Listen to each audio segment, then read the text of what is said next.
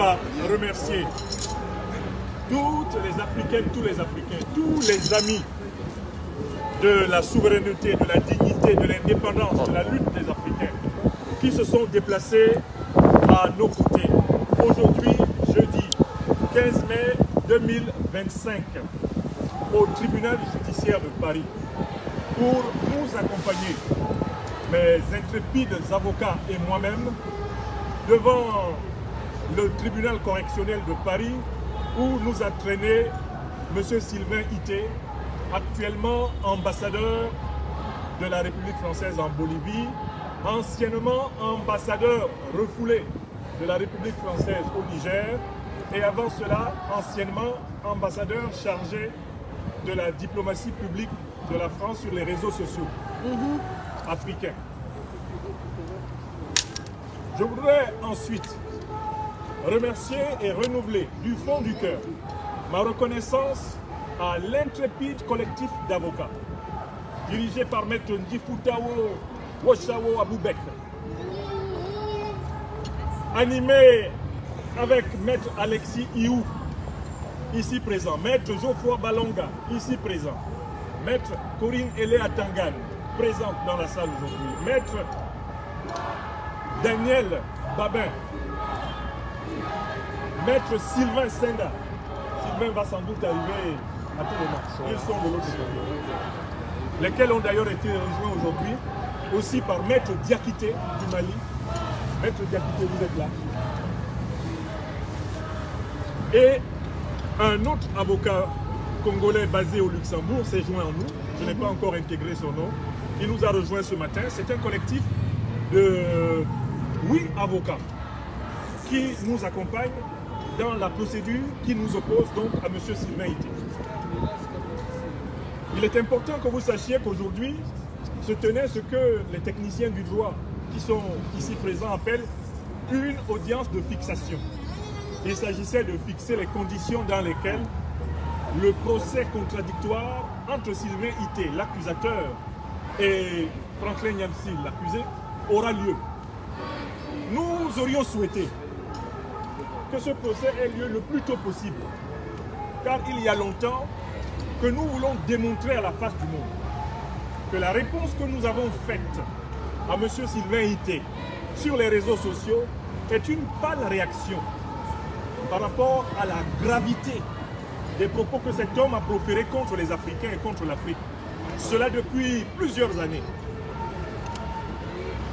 Il se trouve que c'est la justice qui décide de son rythme. L'audience contradictoire où sera plaidée l'affaire est donc annoncée pour le 7 mai 2026, soit pratiquement dans un an. Quand l'audience est annoncée pour 2026, c'est aussi parce que cela donne le temps à toutes les parties de s'y préparer. Nous et nos avocats, mais en face, sans doute s'applique le principe du proverbe ivoirien qui dit que Dieu connaît bagage qui est lourd.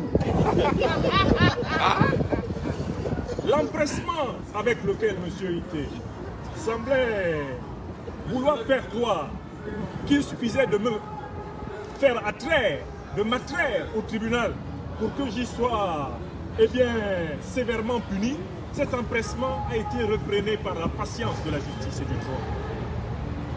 Le temps nous est donné de voir qui a offensé qui dans cette affaire. Alors, qui a offensé qui? Autrement dit, qui a vendu qui en esclavage? Entre l'Afrique et la France. Qui a vendu qui en esclavage? C'est la France. Entre l'Afrique et la France. Qui a attaqué avec des armées sauvages et barbares pendant 200 ans les Africains pour les soumettre à la colonisation?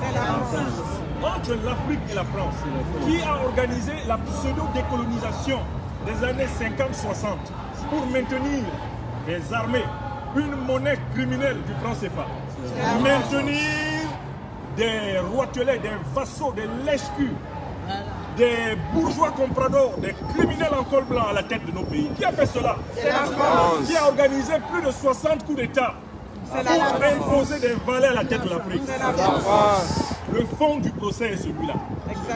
C'est parce que moi je démontre avec preuve à l'appui, que cette politique néocolonialiste de la France doit prendre fin. Que le président Macron a nommé à un moment donné M. Sylvain Ité, ambassadeur chargé de la diplomatie publique de la France en Afrique, avec l'objectif de nous répondre.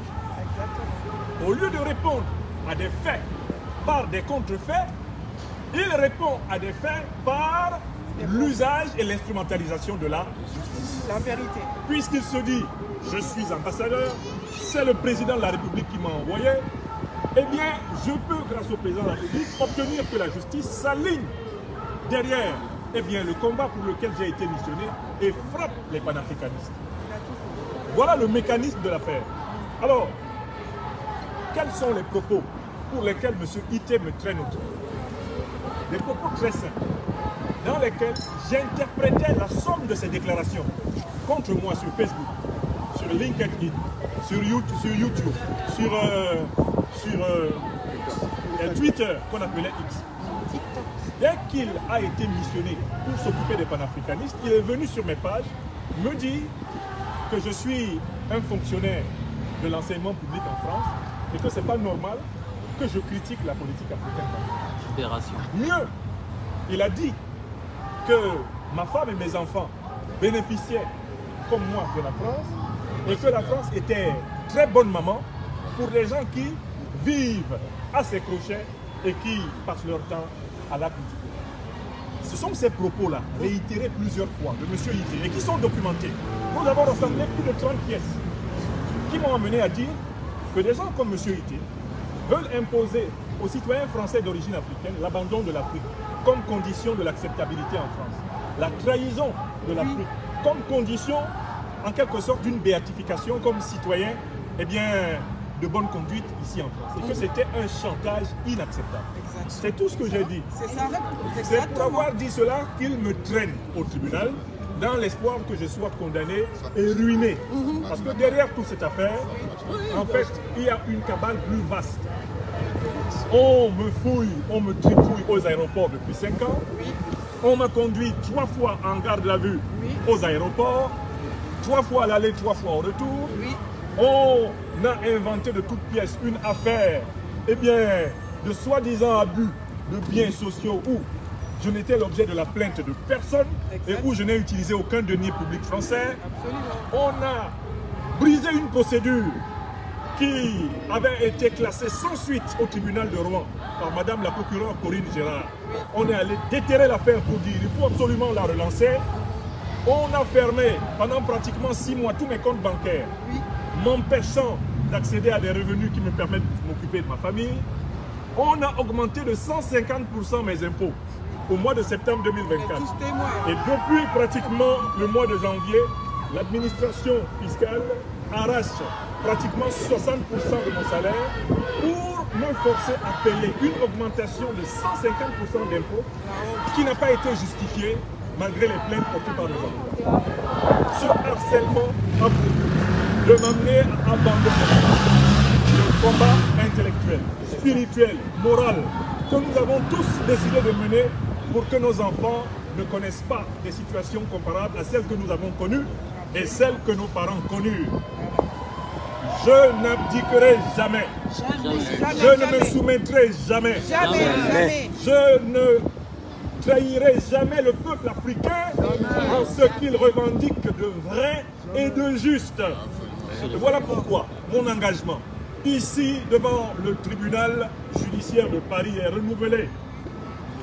Je me battrai aux côtés du peuple africain avec les armes de la plume et de la pensée pour que toutes les troupes néocoloniales françaises quittent le sol africain. Absolument, c'est ça. Je me battrai avec le peuple africain pour que la monnaie néocoloniale criminelle du franc CFA soit abolie en Afrique. Je me battrai pour que des dirigeants politiques ne nous soient plus jamais imposés par les dirigeants français. Tout à fait. Je me battrai pour que les critères d'évaluation de la vie politique africaine soient des critères africains. Qu'il n'y ait plus de tribunaux de la bonne gouvernance, de cour pénale internationale réservée au peuple du Sud, qu'il n'y ait plus de Banque mondiale et de FMI qui nous dit quoi faire de notre argent, qu'il n'y ait plus de programme d'ajustement structurel qu'il n'y ait plus d'évaluation de notre soi-disant démocratie. Nous ne voulons plus être jugés par d'autres critères que nos propres critères. Exactement. Jamais, jamais, jamais je n'abandonnerai ce combat. Jamais, jamais. Donc, Afrique des libertés, vous êtes venus ici de toutes les parties de la France, de toutes les parties de l'Europe. Certains sont même venus d'Amérique, assister à cette ouverture, littéralement des hostilités, entre M. Sylvain Ité et votre serviteur devant la justice française. N'oubliez pas qu'ils aimeraient que nous baissions de vigilance, que nous baissions de mobilisation. Ils aimeraient que nous nous découragions.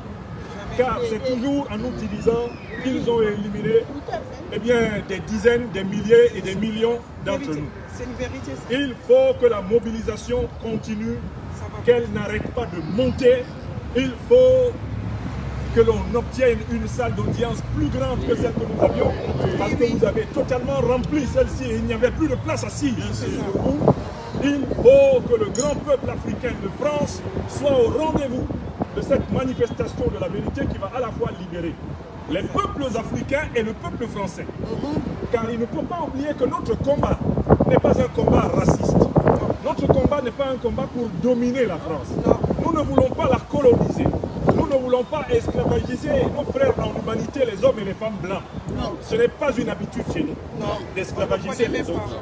Ce que nous disons, c'est que c'est fini l'Afrique chasse gardée de la France et nous allons le montrer en augmentant au fil de l'année les grandes mobilisations africaines sur la place de France. Ce n'est que comme cela que lorsqu'on arrivera au procès, ils seront et ils méditeront le proverbe ivoirien qui dit que Dieu connaît bagage qui est lourd. Dieu connaît bagage qui est lourd. Dieu connaît bagage qui est lourd.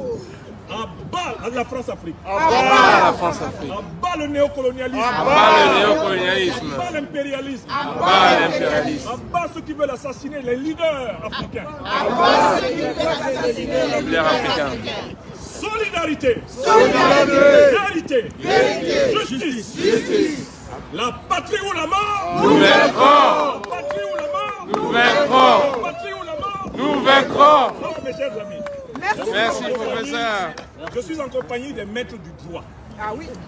Là, c'est la parole politique et c'est la communication politique qui a parlé, mais la formidable équipe d'avocats qui m'accompagne, aujourd'hui, donc pratiquement à une dizaine d'avocats.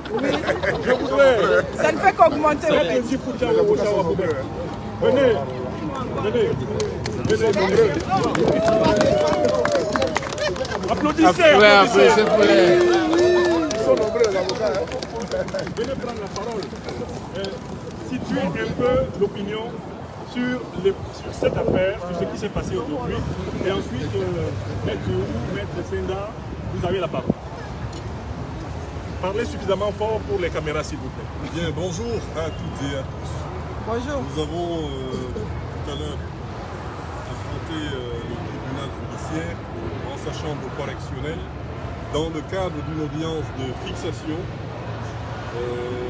relativement à la plainte portée à l'encontre de notre client, le professeur Franklin Nyamsi, par M. Sylvain Ité, à présent ambassadeur de la République française en Colombie.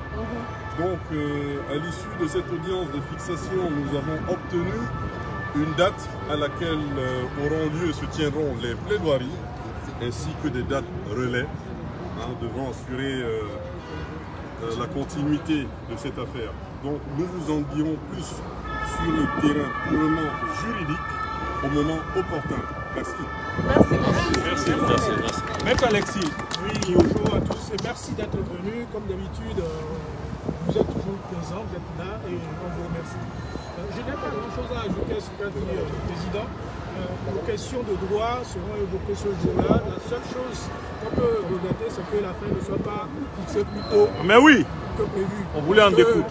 Vous savez, quand un boxeur a envie de boxer, ça, c'est le mieux. Là, on est obligé d'attendre un an. Et un an, on ne va pas se refroidir. On va les chauffer du temps. Merci à tous. Merci. Maître Sylvain Senda. Alors, nous étions ici devant le tribunal correctionnel pour une audience de fixation. Alors, il faut savoir que l'audience de fixation, c'est une audience effectivement qui fixe un calendrier avec des dates relais et aussi une date de plaidoirie. Donc nous allons revenir ici au mois de mai, le 7 mai 2026, pour plaider cette affaire. Voilà. Merci. Voilà, merci chers avocats. Merci à toutes et à tous. Maintenant, je me tiens à votre disposition parce que certains n'ont pas pris une photo avec votre serviteur. Je ne partirai pas sans que chacun ait eu. Oui, alors, il y a des visages que vous ne connaissez pas. Oui. Maître Léa Tangane, venez. Venez vous présenter. Et dites un mot. C'est le nouveau avocat. Je vous remercie en tout cas. Parlez assez fort. Je vous remercie, messieurs, mesdames. Je viens du Luxembourg et cette audience qui a eu lieu aujourd'hui, c'est vraiment une audience de mise en état, comme mes frères ont su dire.